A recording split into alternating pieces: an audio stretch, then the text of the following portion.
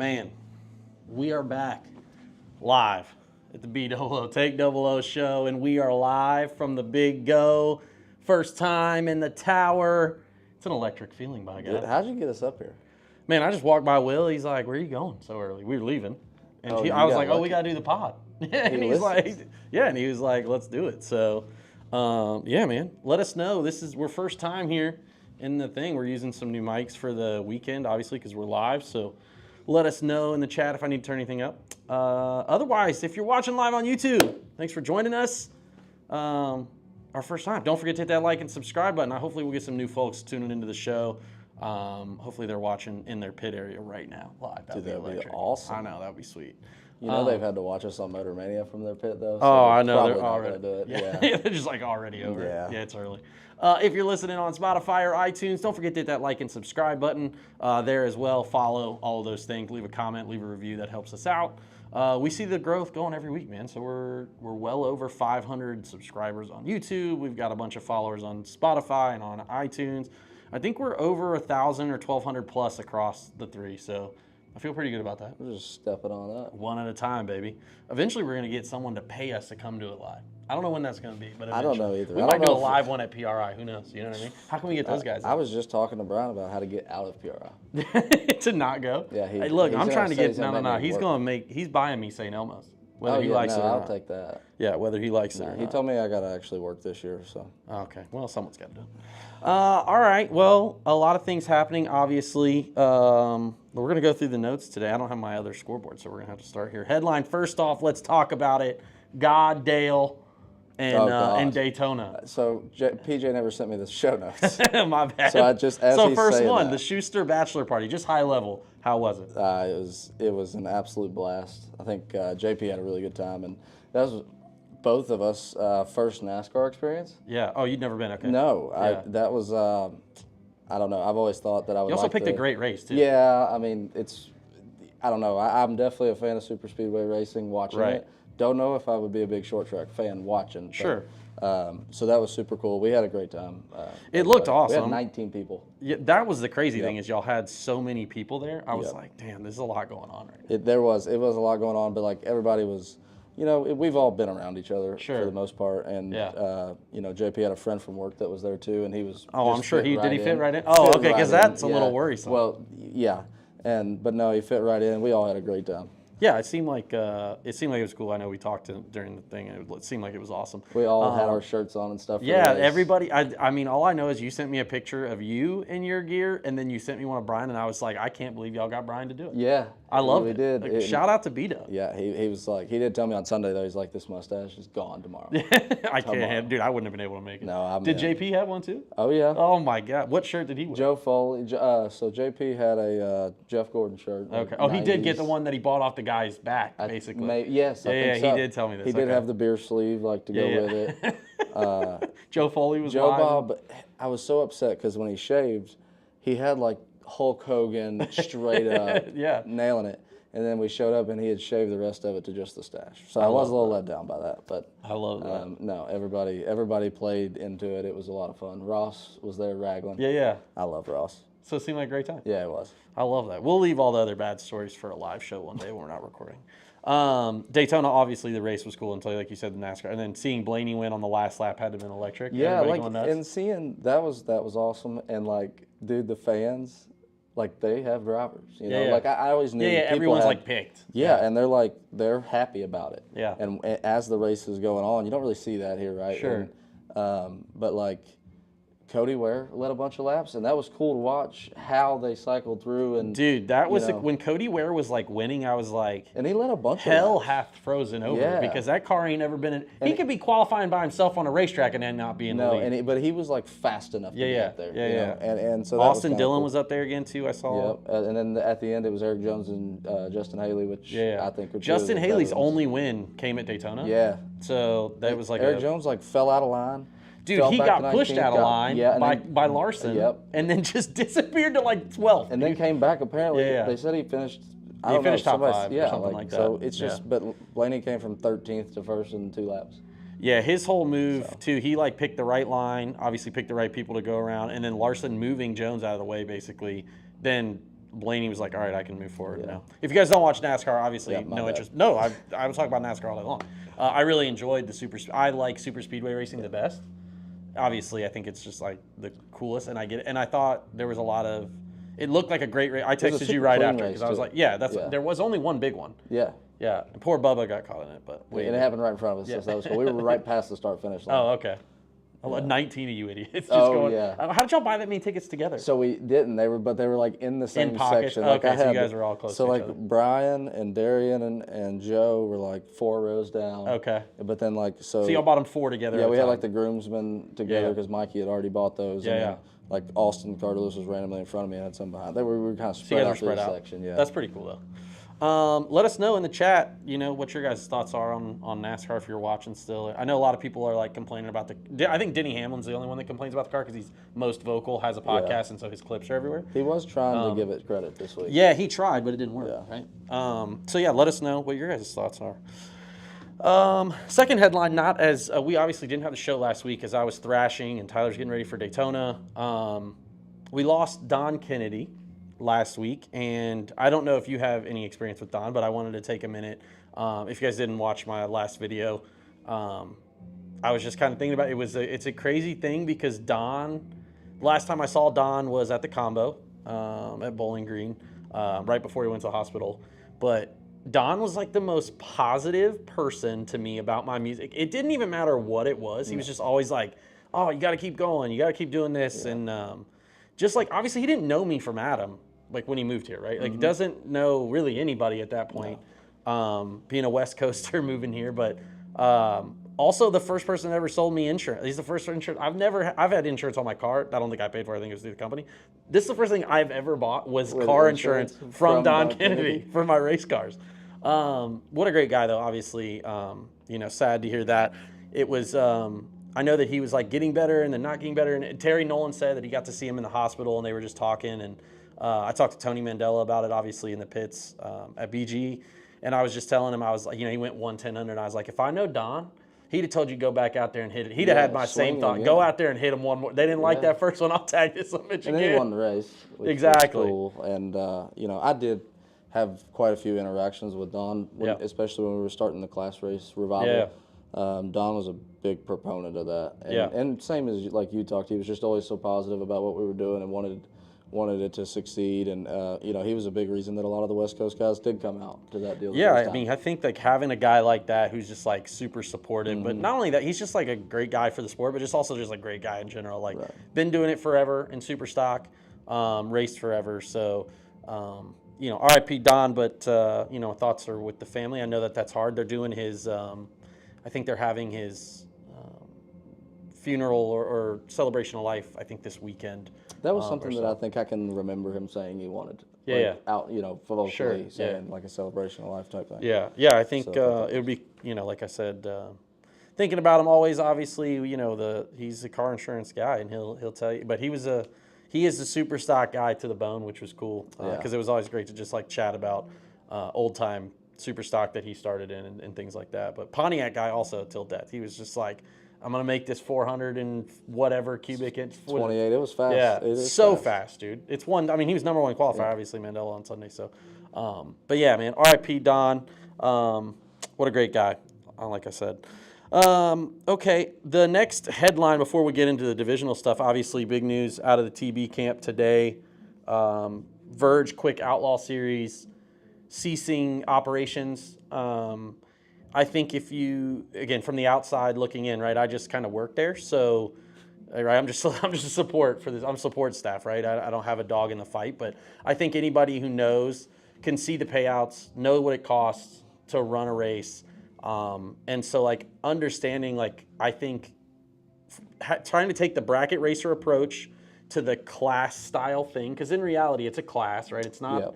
It's not bracket racing. It's a small scale of doing exactly that. Trying to mix the two together. Yeah, and really saw a lot of support from junior dragsters. I thought that was really cool. We saw a lot of different people across. Yes. And I give a shout out to the guys that made it to all of them. Mark Bowman. And there was a lot. Joe, and I do appreciate all those Eric, everybody that's come to, even if you couldn't make the first one, but you made the second and third, or whatever it may have been, or came to all of them last year. All those things. Like, first off, thank you to those guys and gals, because like guys like Bull Becker, me and him butted heads 2 or 3 times. But Bull's he's so awesome. Yes. Such a great dude. Great guy. Met a lot of great racers. I met a lot of people I would have never met. Yep. Through that, and I also would have never seen that racing. I've never been to a super quick race. I didn't care for it. And I thought this was amazing. It is, and that's what I hate about it. Yeah. Is because the racing was freaking awesome. I mean, if you're a bracket racer, it opened the door just enough to where you still had to be incredibly good to win. Right. But like you could find the race again and kind of play into it. And if you were an HRA guy, it just kind of upped the pace a little bit, and you got to run a little bit more, and it really did fit both sides. And like I said, the cars were cool, the racing was good. I hate it. Yeah. And Brian put it best, I think, when we were talking at Bowling Green. He's like, man, I'm just like a little kid right now. There's nothing cooler than 2 470 door cars purging the nitrous in a final. To bracket race. And it's like unbelievable. So I'll say this, man, like some of the best racing. The guys, I mean, last year to see, Griswold win and our guy, shout out to Karsten, like seeing that win, but like seeing Griswold win when I swore Greg was going to win. Like I was 1,000% Greg was going to win. He's in contention for both really well. He's not going to lose both. You know what I mean? Just like a lot of, it was a cool series, and I never would have expected them, for what you guys did to do. To bring in sponsors, no one else is doing. This is my big thing, and I'll say this, just my big thing about it. Anybody that's commenting or stating that they're, or has an opinion about it, but didn't make it to a single race this year, or had an opinion and they're, I'm not getting, I'm getting hate on it for this. Like, yeah, you weren't there to support it, and I appreciate that everybody wants it to stay this thing.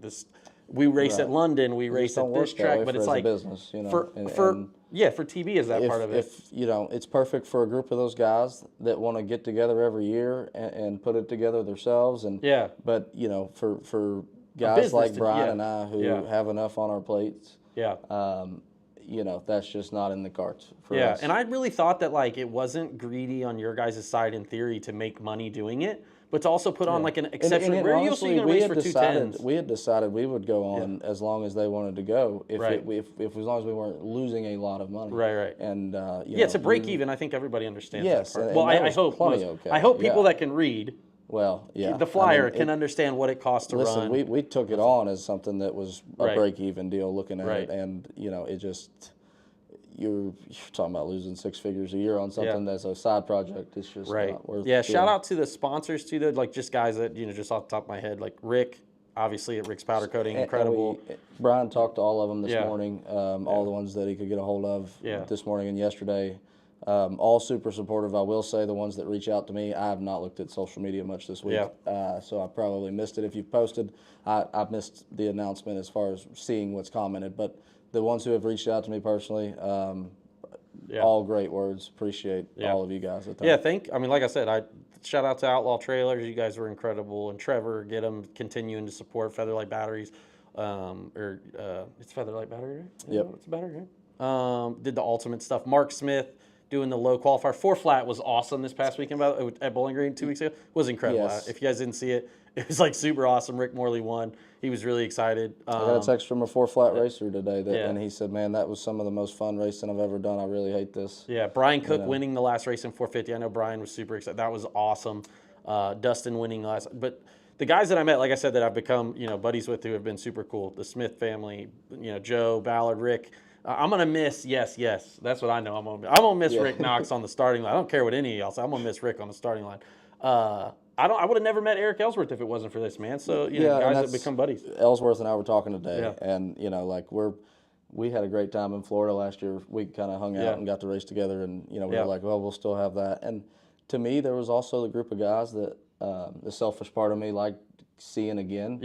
Some of the guys that I raced around a lot when I was racing Bowling Green, Huntsville, and all that.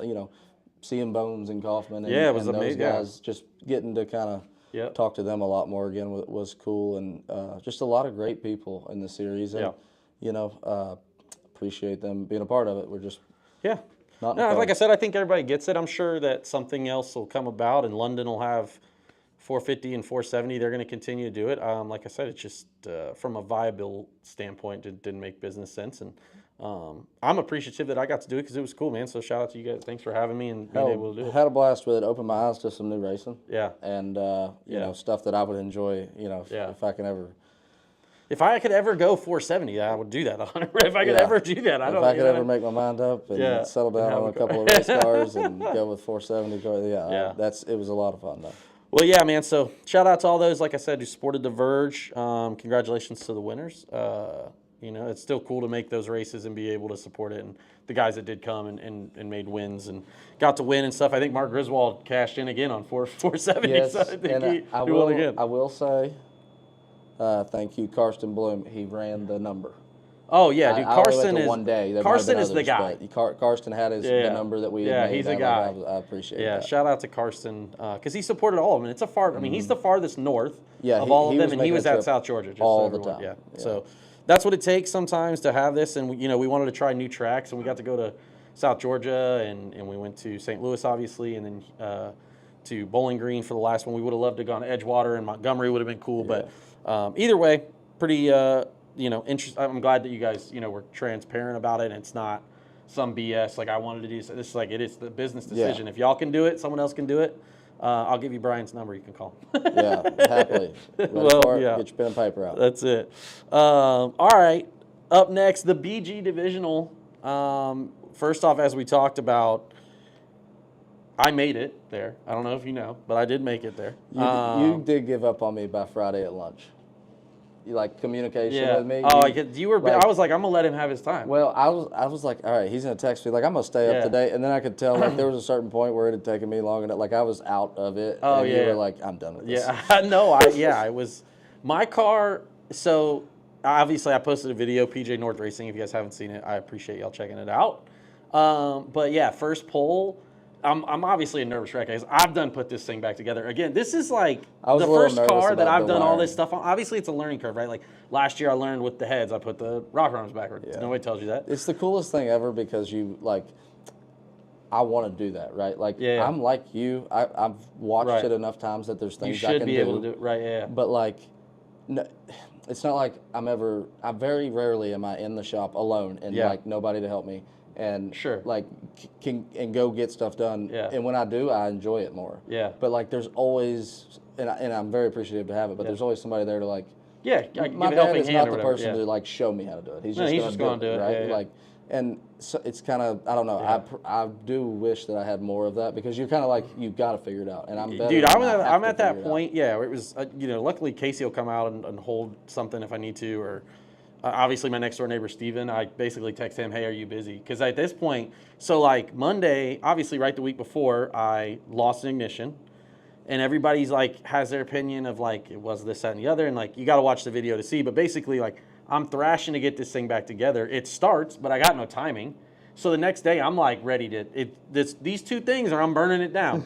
That's it. I thought you were going to give up. I couldn't do it. I got too much dog in me to give up. You know what I mean? I got too much dog in me to give up. And I wanted to run this race so bad. Like I wanted to run Indy and I wanted to run BG Divisional because I missed BG Divisional last year. Get that bone. That's it. I missed BG Divisional last year because of my blown up motor. So I like had to get it done. So anyways, I got it done Thursday, parked, and Will just told me out here too, Division 3 director, Will Tharp was like, man, I would have moved you if I'd have caught you there. I was like, no, I'd have already hooked up and left. The trailer hitch lock was on there. I was gone. So I had a good parking spot. It was electric. Super happy about that. But yeah, man, I got there, and shout out to everybody that helped in. Dude, like I said, a lot of people were super helpful via the internet. Like stuff that I just don't know to check. Yeah. And like you go through that. And so I like went through all the checklists. I will say the most I got were check the phasing on the distributor. And I'm like, sick, bro. How? Yeah. That's not like the easiest thing to do. No, like, it's not. You got to drill a hole. Like it's not super simple. I mean, either way, it was fine because the crank trigger I took off is like if your balancer's not like perfect. Like, I mean, I'm gonna get it in 2 tries. Okay, see that's the thing. So I've got I know how to get it around to top dead center on the. I'm too lazy. On stroke. So on compression. So I'm there, and I'm like, I think this thing's working. Well, the problem was, I'm thinking of aiming it at first. I'm thinking of aiming it at number 1 cylinder. Yeah, I nah, dog. It's number 1 on the spark plug thing, not number 1 actual cylinder. It's on the spark plug tower, or excuse me, not spark plug tower, the cap? on the cap tower. You're aiming it at number right, one. You could spin that cap around. I mean, yes, I understand, but at the time, general direction. So, anyways, once I finally figured it all out, I'm pointing to the number one on the motor, just for everybody else to know. Maybe if it's a little more to the front, that's good. I'll work it. I will say though, like I said, the stuff I took off and put back on, it all worked. It did take me literally almost a full week to get it because I can't work past dark because my garage isn't well lit, and I also can't get parts. You need these. So, I've got some. Yeah. I think Hunter's got one of them with him. I'll show him. Well, the problem is I have LED lights in the thing, but then I got to close the garage to use the lights, right? I got to close the garage. No, these things you could just hang them on the door though, and they're like big circles. Oh, that's kind of cool. Yeah. Well, I had my big light. I have the one that goes across the hood. My dad gave me, but anyway, long story short, I got it all back together. First pull, blow the tire off. I swear, dude, people. This is how bad it was. People came up to me that have never talked to me and were like, "Did you blow the tire off?" I'm like, "Can you? I can't believe I can barely do a burnout, and I'm blowing a tire." It wasn't anybody's fault. I followed Mike Skinner down in his new Hemi car. Yeah. He didn't do he was just there to get a grading point. Oh, so he drug water all the way up. I don't know if I don't know what transpired, but I did the bad thing and obviously just followed. And I mean, I'm like 3/10 off 60 foot. Dude, I would have pulled over because something's broke. No, I'm sure. It was still pulling, so I just let it ride, made sure it shifted, made sure everything else worked. Anyways, it went down a racetrack. Second pull, I'm back out there. It's all good. Yeah. So, anyways, they had the shootout. It was great. Which I do. I guess you smoked the tree the first run? Yeah, I was 17. So I didn't smoke it, but I got it. I did the same when I made the shootout there a couple of years ago or whatever. I met it coming on, and I was like, oh, you absolute idiot. And I did a top fuel burnout, in the beam still, and I was 005. See? That's what happened on my, I burned blue tire off 17 up front. Second run, I was 6 red. So I was like, all right, we got to tail it back. So I roll it back, and then I ended up winning the shootout, which was awesome. You had a heads-up final? Heads-up final, man. Poor Travis Booth. This guy can't get away from me on the ladder. Dude, that's terrible. Yeah, so I made the joke as I'm looking at the ladder. So they had the thing messed up at first because they didn't know who paid, and they couldn't print the sheet. Just the way it was working out, they had to do it by hand, so they had to mess up either way. So when I finally saw it, I was like, damn, Travis Booth. I was like, oh, I wonder if we meet in the final. Just as a joke, they're going to make us run heads up. I was like, there's no way. It's probably not. I was like, it's a bracket race. Right? Yeah. Sure enough, I roll up there, it's heads up. I'm like, damn, dude, I'm sorry, bro. I've got him covered by a half a second, 4/10. So anyway, the car ran. It was absolutely in bracket mode. I went 62 or 63, 5 runs in a row. So what we're gonna do tomorrow morning? Yeah. Is if I don't go 50, if I don't go 52 tomorrow, and we're gonna keep that in the drain pan. Okay. And then after we get in the show, we're gonna drain it back out and then pour the old oil back in it. So we're gonna do 0 weight tomorrow. Oh fuck yeah. Okay, so we'll talk about that. So back to the divisional. That happened. It was all great. Everything was fun. I enjoyed the divisional. Ran great. Shout out to Decker who got it done again. Yep. My guy is just bad dude in that Corvette. He's just really, really good. He has a good mindset and an approach to it as somebody who has been, he's what, 24, 25? I mean, he's but he's gets it. He's at the he gets it. He's at the prime of everything, falling into place for you as far as your driving abilities. I think he's always going to be a problem. Look at his dad. His uncle was also a great race car driver. They're never not going to be a problem, but he's going to be a big problem for man. And he's upped McFarland's game. I think that his help with their stuff between Jacob and Josh. Yeah, been a great help to them too. Their stuff is going great too. Then obviously, like we said, Tony Mandela winning in Superstock was really cool. Yeah. To win in Don's car, I thought was awesome. Really, I didn't expect to see that. I was just like, I can't believe it happened. And Todd in the final in Irvin's car. Yeah, and he made it a lot of great runs. Yeah, for sure. I did not. Of course, Sherm. I watched a lot of that. That was just Sherm. Yeah. I mean, that was. I would say there was a few rounds that somebody looked in the other lane, saw Sherman Adcock, and beat themselves. Yeah. It was just a typical he used every club in the bag. Yeah. It was definitely probably one of them deals if you were playing golf. Yeah. I mean, he did everything he had to do. He chipped in for par. Yeah. It was, but he did a good job. And then Steve Hoyt beat Bo. Mm-hmm. So that was good too. I think the divisional was just, like I said, overall was really good. I thought it ran, that's the first time I've ever been out of there. We made it to Mr. B's on Friday, 7 o'clock, bro. Won the shootout, went to Mr. B's and ate. Damn. You know what I'm saying? I don't start at dark. That's what I mean. It was they were crazy blowing through them. Now, obviously, they're down on car count because I think they had the New England Dragway divisional. the other Division One. Yeah. I didn't see anything from that, by the way. I didn't see either. That's why I just kind of like it happened. I know some people. I do know. Shout out to Ron Richards. I did see Ron Richards won Superstock. I did see he won that. So. Do what? Yeah, Ron Richards won. Man, Superstock. I've really like disconnected myself from the world. Yeah, okay. yeah. Ron Richards. Congrats, shout out to Double R there. Ron Richards winning Superstock at New England. But the one other thing from the BG Divisional, just take away the funny car wreck. I didn't see that. So I know you didn't see it. It was the most aggressive hit I've seen, and it's almost like he hit the same spot LeBoos did. Oh, like 1,000-foot left lane. And it knocked the wall out. Oh God. Yeah, so they had to repair the wall mid-race on Saturday. Huh. It was crazy. And I texted Brock. Yeah, he was great. He was fine. He was like, I'm good. The car was whatever. But I mean, it whacked that thing at like 180 mile an hour. Dang, we must have got the wall loose. Yeah, I'm telling you, it like split it right like in a V or whatever. They had to put cinder blocks behind it. But I texted Brock like after. I was like, hey man, if y'all need to fix that, just call me. We got the mold in the machine. I was like, we'll help you figure it out. But it was crazy. Yeah, tore up the wall. They were down for like a good 2 hours. I would say fixing the wall. Shit. And then Saturday I got whacked, so I went home. Okay, so didn't see the Sunday show. Nope, didn't see the Sunday show. Okay, well, I mean, you're coming into Indy hot. Want a heads up? It's sick, yeah. Coming into Indy fresh off that class win. All you've done is work on your car for 2 weeks. Yeah. And we're really, I made 9 rounds testing and tuning last night. You're ready to go. Yeah. Yeah. Jesus. I love it. We got this. So yeah, man. All those divisionals, and we're getting ready to talk about the big go. But before we do that, comp combo of the week. This week is my pick. I was about to say, I'm a big comp guy, man. I don't even know what. Bro, I helped Brian Siepenek with his comp car. Somehow, Matt Forbes, this was how he repays me for him helping me. He's like, oh, just go get PJ. He'll help you with comp. Brother, I am the wrong guy. Yeah, you got in 2 fights. From bro, the only one. Who was the second one? The second one. Yeah, I can't say that online. Yeah, the first one was a joke. I don't know why they were mad. I made a simple joke that everyone else made. He just didn't like it, and I don't really care. Sometimes your delivery, Brian. Well, my joke is real funny. If it's funny to me, it's all that matters. But yeah, comp, man, it was crazy. So Brian's got an L Dragster automatic. I thought it was J. I don't know. It said L on the side, but it is a 4-cylinder Honda motor. And turns sideways. And he like does it all himself. Does everything himself. Like he's bought the machines and like works on it himself. He's actually a psychopath. Yeah, that's kind of why I wanted to just highlight this briefly for Brian so you can clip this through. Legit psycho, dude. He's like, we're gonna change tire. I understand everybody's doing this, but he's like changing tires to save 8 pounds in the back.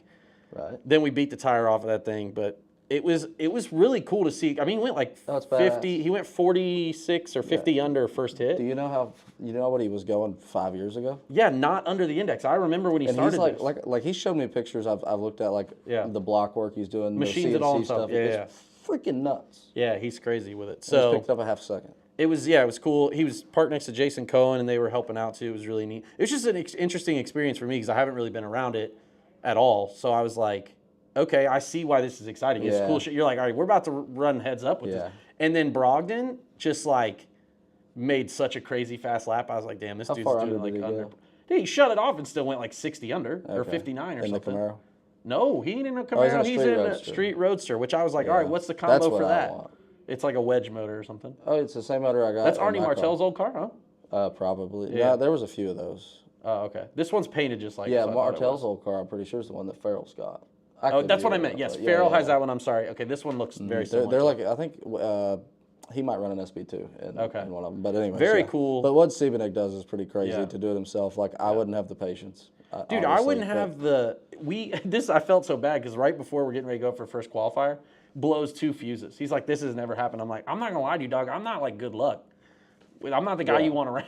No, sure enough, it started right up, went down a racetrack. It was really cool. I enjoyed watching it and being like a little bit. Obviously, I wasn't like a huge part of it. I'm just dragging him around, towing him back. But it was cool to see it happening as it's happening, versus like the outsider looking just at they're like, I don't understand it at all. Even if Alan Reinhart was back and he was explaining it, and I'm like, I don't know that these people get it. Yeah. But it's cool when you get to see it. And I think that's the differing thing. That's like, how do you bring that to long term? Long story for another time. But like, how do you bring that to the TV or like production to show it? Because it was really cool when you see. I think you need stuff. Yeah, well, you need to bring that to production. But I think what would help is if there was just an enormous amount of the population are our age that wanted to get in the cars, right? Because like my buddies, that's why I try to always like if I got buddies from home that want to come, like get in the truck, because to me it's I'm getting this into somebody else.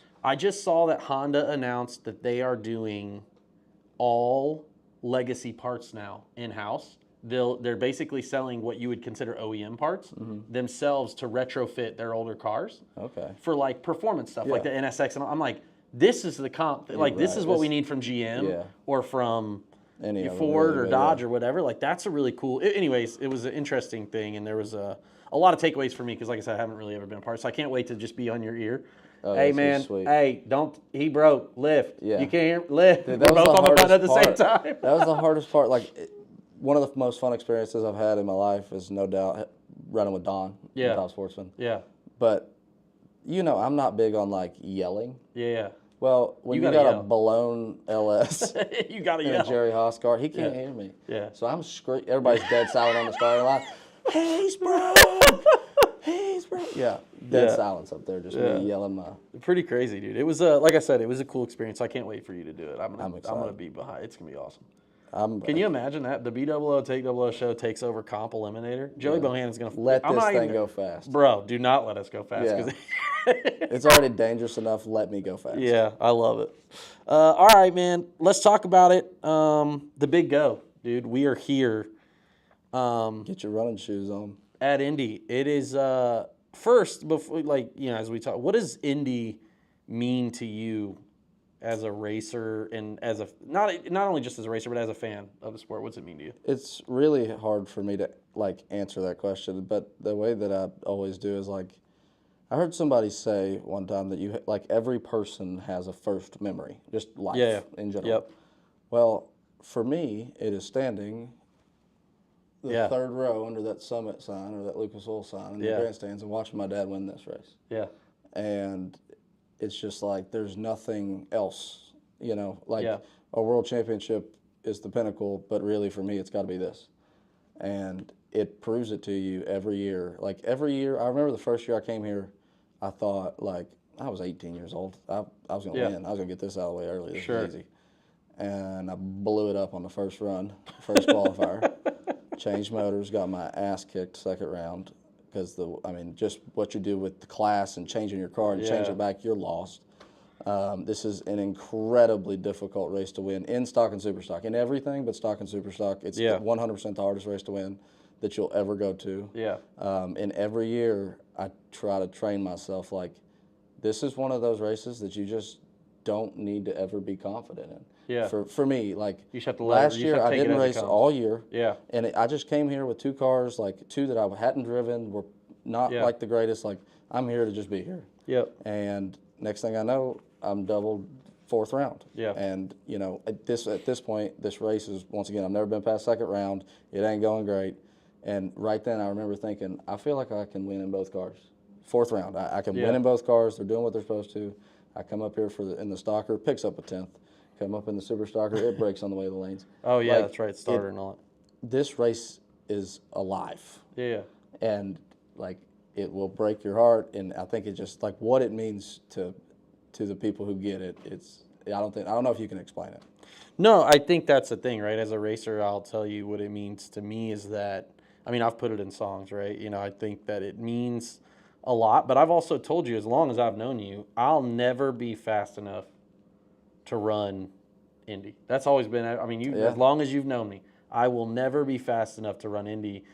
Not only that, but like, I don't have the mechanical acumen to try to speed it up, to try to do, and like, you're depending on other people, which is great in theory. Like, oh, we're going to do this to make it, we're going to do it. Like, that's, but like, we've both been down that road too. In the end, it's you have to figure it out. Yeah, you've got to figure it out. And so like, to me to be here is like, pretty surreal, because I don't think especially without Casey knows she's about to be here for 6 days. She's like, oh hell, yeah. You know what I mean? Still don't. That's to have her realistically, like her support of that is like, she's like, yeah, I'm down. Let's try it. And I'm like, because this is, I don't know how many times they're gonna not have AFHS where other people, you know, if they do have, it will help. Yeah, that's going to help me out a bunch.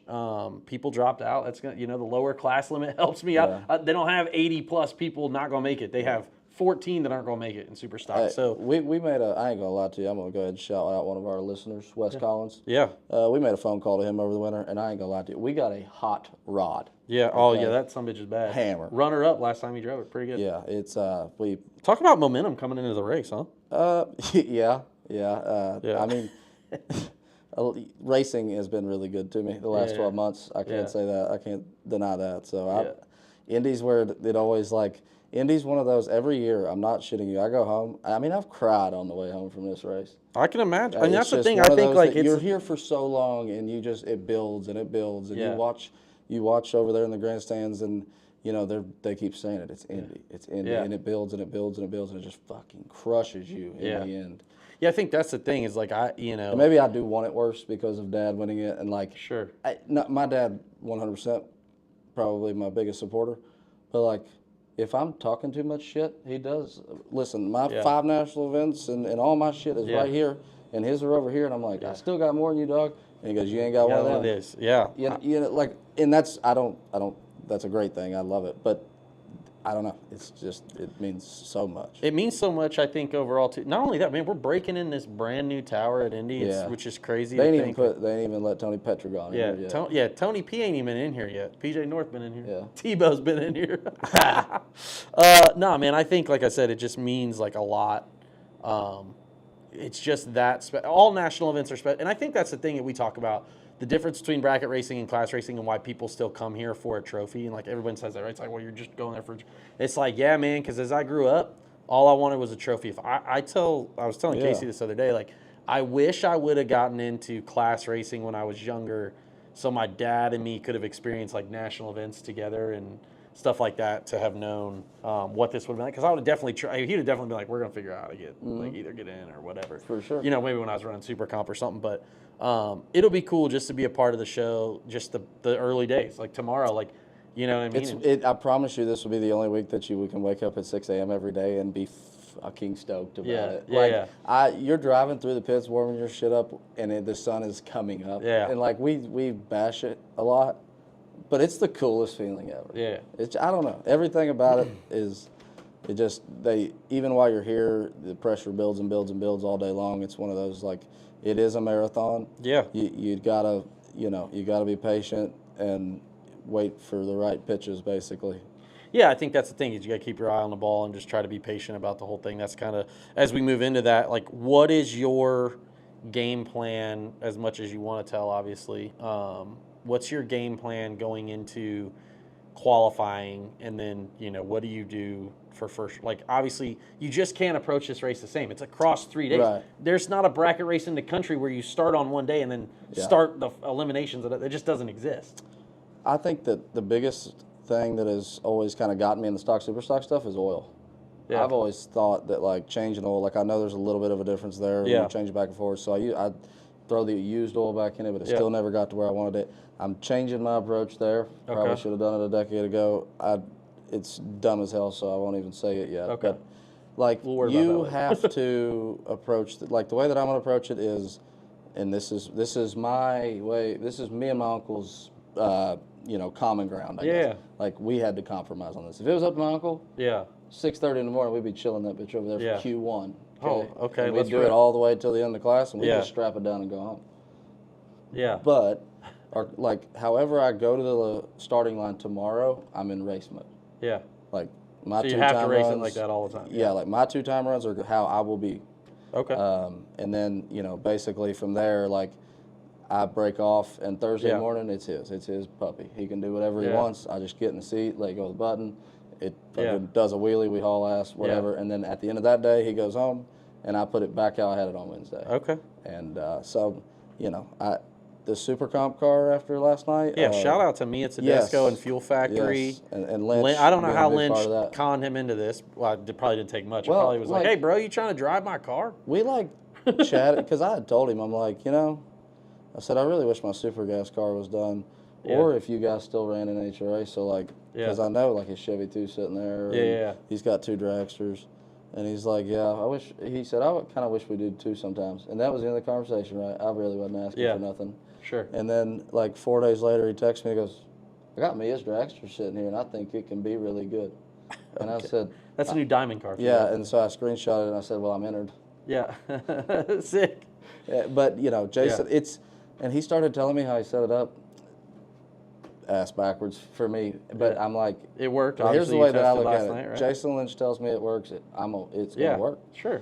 So, but yeah, we tested it. Made a couple of adjustments with him over the phone, and I think we got something. So I love that. Well, that one's just gonna. I mean, if they gave me 5 time runs tomorrow, I'd make all 5 of them. Yeah. The time run here, and you know how much I love. Yeah, love that. Yeah. All right. Well, my game plan is to just like hammer down tomorrow. We got to. Yeah, I'm going to lay it on the line first pull, right? I'm going to do everything I can first hit. We haven't got to talk about your strategy, but I did want to tell you this is a great We can live talk about it, it's fine. We got to just pour the coals to it in the morning. Yeah. And then... We're also parked in a different city to get to the lane, so I don't know how we're going to pour the coals to it and then get drug up here, but because you can't do that. You got to push it up here. You can't drag it. You got to push it. Everybody be breaking them rules. Oh, okay. I'll bend them with you, boys. Okay. Don't start with me. All right. Okay, we're good then. I feel a little bit better. But no, we're gonna do that. No, we've already said this, right? It's like I'm going to, and I told Jerry Emmons this too. We're gonna put your on-kill mode close to your race mode, and then Q2 tomorrow, you can make a time run. Yeah. First run, I'm gonna try to get in, and then we'll go to race mode. Second qualifier class. We'll just put race mode to be close to kill. Yeah, there's no other in cars, which means I'm in auto combo, which means I'm gonna get some guy who's 190 under, and bust my ass. I get another time run, and we'll be good to go. You need the morning time run because like Super Comp, we run. I don't know this. This is how I remember it. Thursday, first round 8 a.m. Friday, second round 8 a.m. Oh God. Saturday, third round 8 a.m. Sunday, fourth round 8 a.m. And then like fifth round, sixth round at night. Nice. But you run one round at 8 a.m. every morning, every day. Oh, okay. So the morning hit is huge. Yeah, got to make sure I get a good one there. Okay. Yeah, so, man, we're excited. I think, like I said, my game plan, is to try to get in the show first pull as close as I can, if we can get in. And then if we have to use the rest of them to get in the show, we'll figure that out. But, like, my goal is to, like, try to go 65 under first day. We went 56 under, 57 under on Saturday at 2,200 foot. It's going to be 1,000 feet here. Yeah, I will say, like, it's pretty common that if you leave Bowling Green and drive up here, it's 700 slower. 700 slower? How is that humanly possible? Well, I don't know. I'm looking out there right now, and there's it a looks massive like headwind, I guess. roller coaster uphill, and then downhill. Oh yeah, that's fair. But you can't see that like on the racetrack. I mean, you're talking about we're up here, me, but you know, I don't know why, but this place has always been historically slow. Well, so I made my fastest pass here at the early divisional this year, which was like negative 300 foot. So, you know, my goal is to like, and that's before I had the timing. Now look, now I got all this timing. Yeah. I'm blowing the tire off. I got so much more power. Jesus, we might have been missing a half a second all along. We're going to find out tomorrow morning, I guess. Tomorrow morning's definitely the run that you kind of got to do. Yeah, going to throw it at it. You know, as the weekend gets here, like we get a few night runs if we can make it in that point eliminations and campfire smokes and stuff like that. Your fastest run is going to be one of these early morning runs. So we'll see what happens. Like I said, I think that's kind of the game plan. We'll finish up. What's your favorite moment? Obviously, I know your favorite moment, but I like when you tell a story. What's your favorite moment, U.S. Nationals? We'll just skip Dad winning. Yeah. Brian has a way cooler way of telling the story, but we had Brian up here in 2010 when my dad semi'd. And like my dad and Brian were running around, and like they would go say good job to the guy that my dad just beat. My dad was holding a pile, and like I mean he blowed through Sal, Billy Lieber, Sal, like maybe Peter, I don't know. He just mowing them down, and they would go like say good job or whatever. And they were all kind of buddies and would ask my dad because like me and Brian had just started being friends.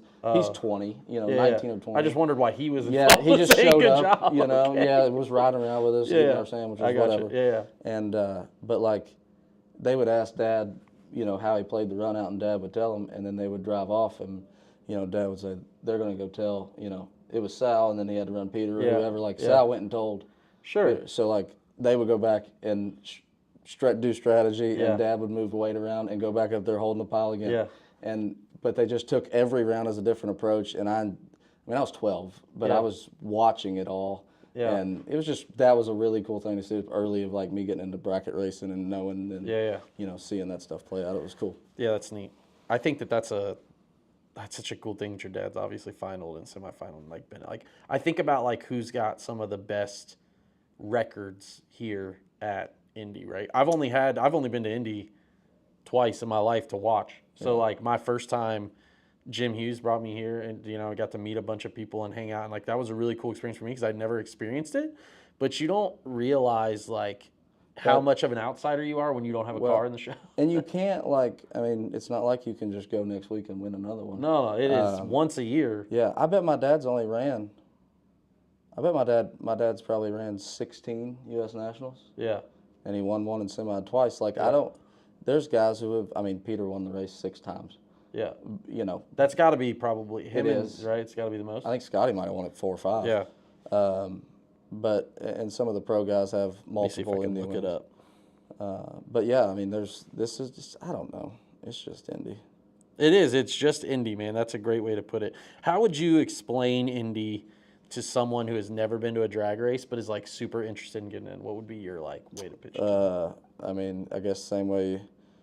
I mean, anybody get into anything. It's the Kentucky Derby. It's the Daytona 500. It's the Game I like to 7, tell people it's WrestleMania. Finals, it's WrestleMania. It's you know, it's the World Tractor Pull Championship Finals. It's the Olympics. I think that's the way to put it. It's the Olympics. It is a marathon of. This is the best. And as a driver, like as a sportsman driver, you're gonna have to play all the sports in the Olympics at gold medal level. Right. So Tony Schumacher has the most NHRA U.S. Nationals wins. Just to put this in perspective, he has 10 in Top Fuel. It doesn't say how many in sportsmen, but it's still pretty cool to like think about that. Excuse me. What do you think? Last question here before we go. What is your dream scenario of a final at the U.S. Nationals? Like, what's your like? Obviously, you want to throw down a perfect run, but like in your mind, you can see it now. Like, what were you up front, and what did you do down there, and in what car did you do it? Oh, we're BE00 in Super Comp, and then I come back in Super Stock and beat the absolute brakes off Pete Dagnolo. Okay. Sorry, Dagnolo. It has to be Pete. Yeah. In perfect run now. I don't. Yeah. Just because he's so hard to beat, and he beats me every time we run. I want to beat him. I want to come back for the second one. I don't want to get beat. Yeah. No. I've rewound the tape. Of my dad, and I don't know. I don't care how they give it to me. Just give it to me. I think that's the thing for me. Like, obviously, it's just like dream scenario for me is like winning. And then winning a heads-up final at the U.S. Nationals. Oh, that's my worst fear, is having to get a heads-up in the final of the U.S. Nationals. I mean, dream scenario, winnable heads-up. Okay, there's your dream. I've never had that dream scenario. Yeah, I haven't at the U.S. Nationals. I've had it at national events. Yeah. But that's my, like, getting to that finish line, your win, like seeing this track where they do the end of the track view of the sportsman. Yeah. They do it a lot better here. This is like one of those racetrack that has that. And then, like, them having to bring me my trophy with my helmet on standing on the hood of that car. Bruh. I mean, I'm telling you. You know, I don't know if it's inconsistent or not, but, like, they got away from giving the trophies out at the turnoff for a while, and then they brought I'll just it wait back. down there. Yeah, I will. I promise you. I'll be on the scales. Travis going to have to haul me off. I'll block the turnoff on there. That's where you give me my trophy. Bring it down here. I do wish that they did that, too, the live interview down there. Just to like be in the moment and the emotion. I do think like that's what I want us to try. That's our next TV thing right there. Oh yeah, we're doing winner circle. We're not doing any more presentation, and then you'll do the interview. I love it. That's the most you're gonna get out of them, and you're gonna bitch at them 10 minutes later if they don't talk. So. Yeah. Oh, you already know. Yeah. Yeah, I don't know. We're interested. I'm excited about this week too. Also, we're doing kind of a different video for the channel. So next week. I don't know if it'll be done right at the end of the Nationals because it'll take me a little bit of time. But his PJ North Racing or wherever the heck he puts it, I don't know what he's doing with it.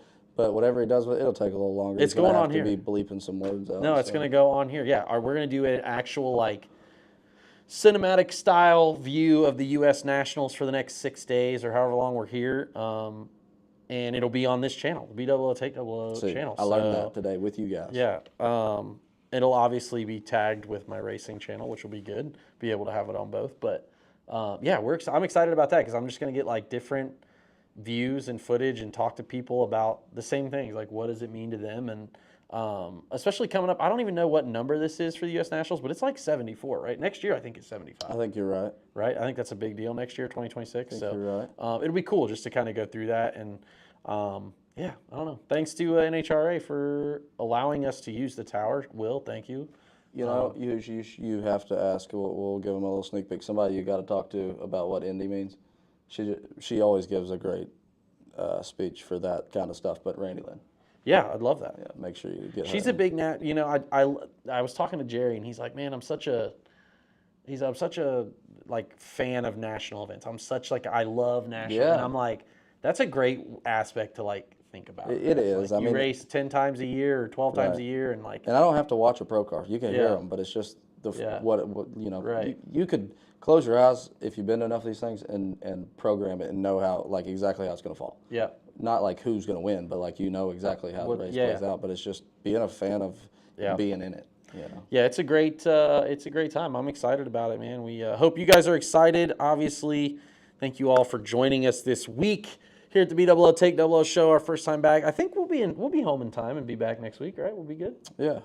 I mean, Lord willing, one of us will be holding a trophy. Chris, I haven't been to work in 2 weeks, so he gonna get rid of you anyway. You'll be fine. Yeah, you're probably right. He got Jeb this week. He's probably like, man, how can I bring Jeb on full time? I'm screwed when I get home.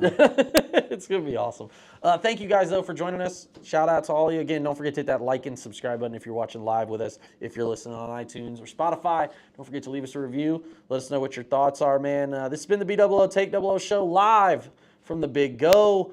We will see you all next week, I guess. That's right. We got to win the Big Go. Good luck. See y'all.